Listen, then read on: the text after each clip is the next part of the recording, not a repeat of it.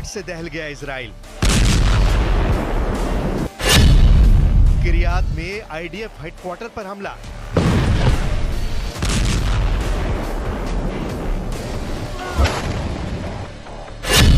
Nasrallah के Katyusha ने मचाया कोहराम।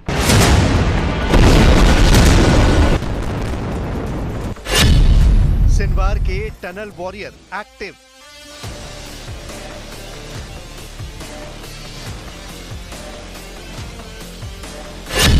सिनवार ने दिखाया नरक शाप।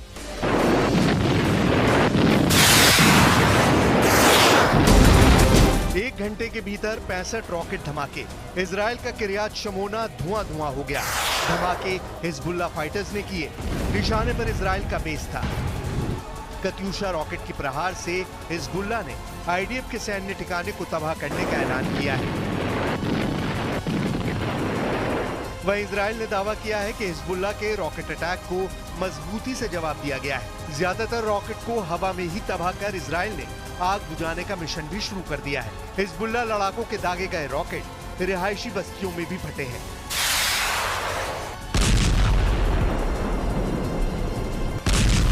हालांकि किसी भी तरह के जानी या माली नुकसान की खबर अभी तक नहीं आई है, मगर इजराइल का क्रोध लेबनान फ्रंट की जगह गजा में दिखने लगा है।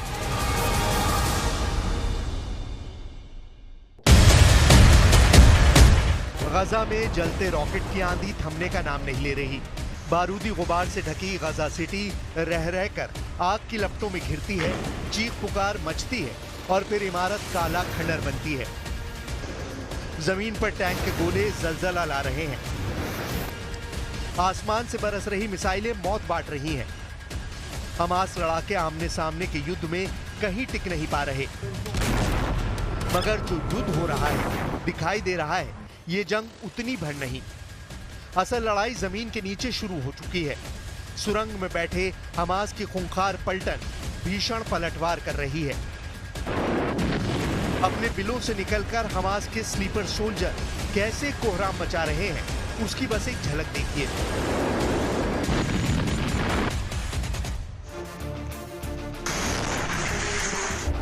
सुरंग से दबे पांव निकलते हैं हमास के बम स्क्वाड। इजराइल की फोर्स को करीब जाकर दहलाते हैं सिनवार के आत्मघाती हमलावर।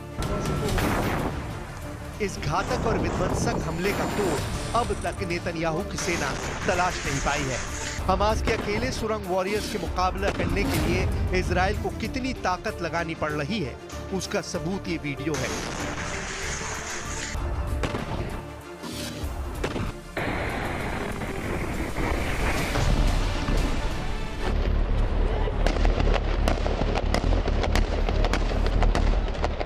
इजराइल फोर्स से घिरा हमास का लड़ाका पत्थरों से बनी इमारत में शरण लेकर बैठा था। उसे घेरने के लिए 1 दर्जन से ज्यादा आईडीएफ सोल्जर्स ने फायरिंग की। वेस्ट बैंक के हेब्रोन में ये भिड़ंत कैमरे में कैप्चर हो रही थी। कई घंटों तक चले शूटआउट में आखिरकार आईडीएफ कामयाब रही, लेकिन एक अकेले हमास के लड़ाके ने दर्जनों जवानों को जोरदार टक्कर दी।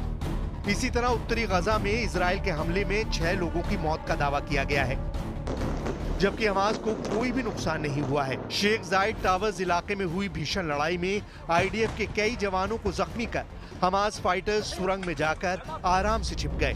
टनल बैटल में हमास इजराइल फोर्स पर भारी पड़ रहा है। इसकी वजह सुरंग में मिल रही ईरान और हिजबुल्लाह का फुल बैकअप है। इजराइल के पूर्व कैबिनेट मंत्री और सैन्य प्रमुख बेनी गैंट्स ने तो नेतन्याहू को ये वार्निंग भी दी है कि सुरंग में बैठे सिनवार का सफाया लगभग नामुमकिन है। अगर नेतन्याहू सही युद्ध रणनीति नहीं बना पा रहे हैं तो उन्हें सरेंडर कर देना चाहिए।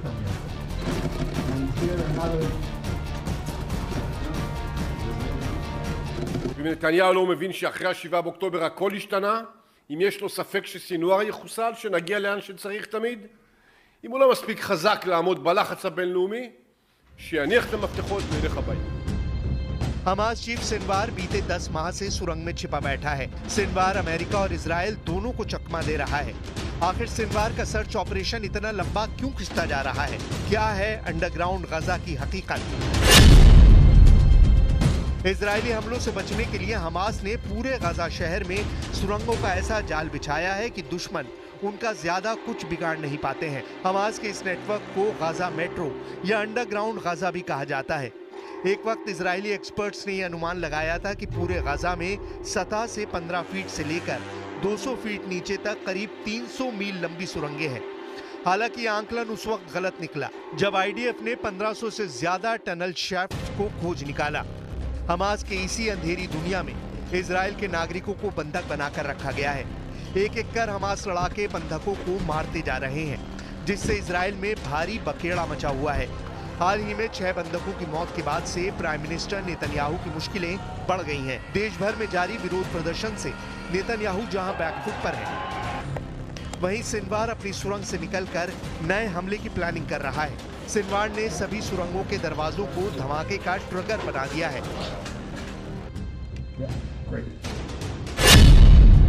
हमास का अंडरग्राउंड नेटवर्क $1 अरब से ज्यादा खर्च करके अपग्रेड किया गया है।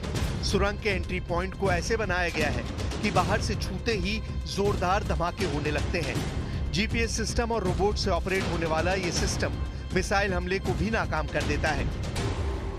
हमास की सभी सुरंगें गाजा पट्टी की घनी आबादी वाले शहरी इलाकों में बनाई गई हैं। यहाँ आम नागरिक और ऐतिहासिक स्थल है।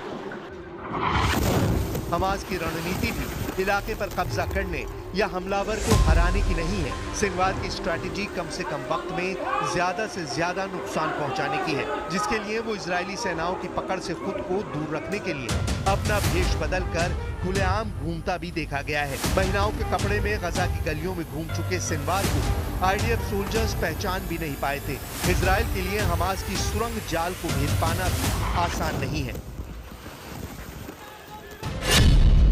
आईडीएफ की गहरी सुरंगों और बंकरों को बर्बाद करने के लिए खास तरह से विस्फोट करने की जरूरत पड़ती है।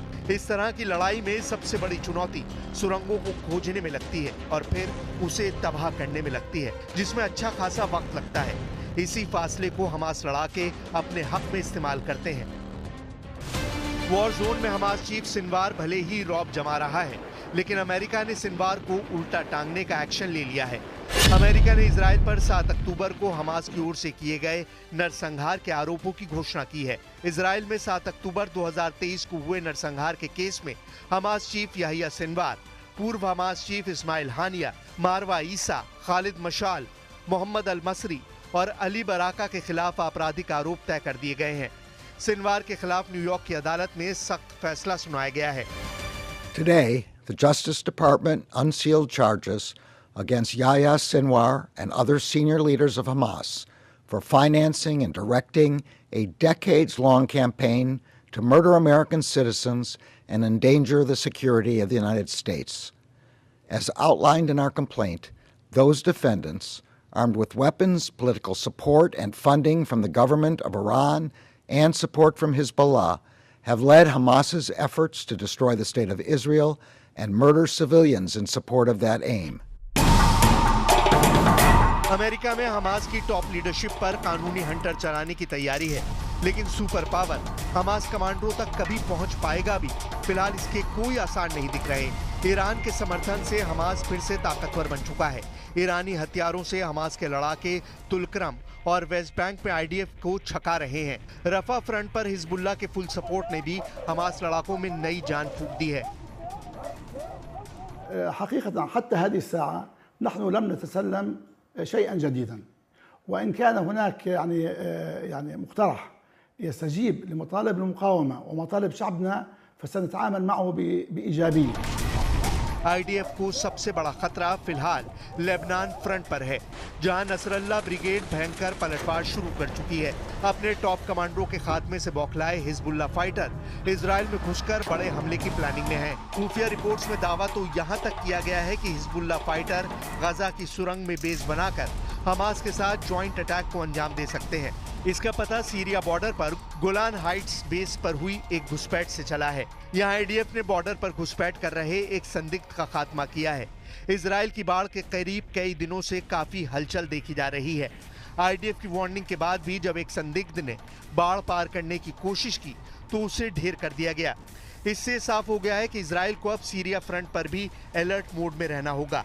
सीरिया रूट का इस्तेमाल हिजबुल्लाह या फिर कोई भी मिलिशिया गुट आसानी से करके इजराइल को दहला सकता है।